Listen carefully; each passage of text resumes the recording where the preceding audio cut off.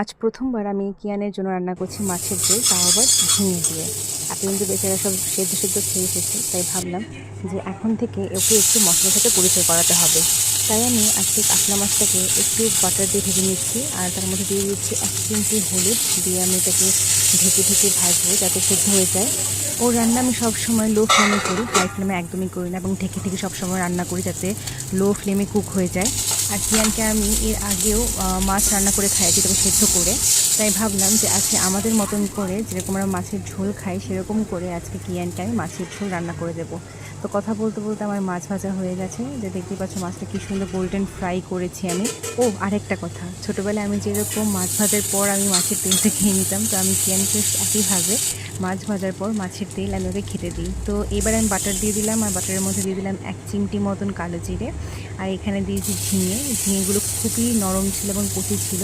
তার মধ্যে দিয়ে দিচ্ছি একটু হলুদ আর একটু জিরে। আর যেহেতু প্রথমবার ওর মাছের ঝোল খাবে এবং মশলা দিয়ে খাবে এবং ভাজা সেদ্ধ না, তো আজকে দেখতে হবে যে ওর রিয়েকশনটা কী।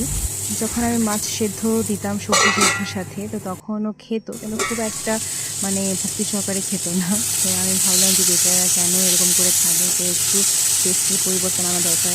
আর ও এখন যেহেতু বড় হচ্ছে, তো ওর টেস্ট বাডসটাও আমাকে জানতে হবে। ঝিঙেগুলোকে আমি ভেজেছি, ঢেকে ঢেকে ভাজাতে সেদ্ধ হয়ে গেছিলো, এবং তারপর দিয়ে দিলাম একটু পরিমাণ মতো জল, আর এই জলটা ফুটে গিয়ে দিয়ে দিলাম ভাজা মাছটা। এবার ভাজা মাছটা দিয়ে আমি একটু নেড়ে ছেড়ে এটাকে অল্প আছে আমি ঢেকে দেবো, যাতে করে এটা ভালো করে রান্না হয়ে যায়। এবং ফ্লেমটাকে আমি এখন এই মোমেন্টে কমিয়ে দিচ্ছি।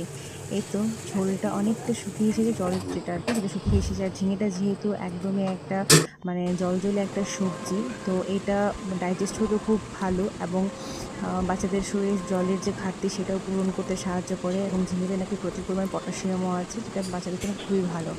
আর আমি এই যে তেলগুলোকে আমি আলাদা করে দিচ্ছি, কারণ মিক্সার গ্রাইন্ডারে সবকটাকে পেস্ট করতে হবে, নয়তো ও তেল শুধু শুধু খেতে পারে না, গলায় আটকে যায়, এবং ওর কোপ তুলতে থাকে, খেতে পারে না ভালো করে। তো আমি সবসময় কী করি যে মাছ আর যে কোনো সবজি আমি ভালো করে পেস্ট করে দিই। এই তো হয়ে গেছে আমাদের ঝিঙে দিয়ে মাছের ঝোল।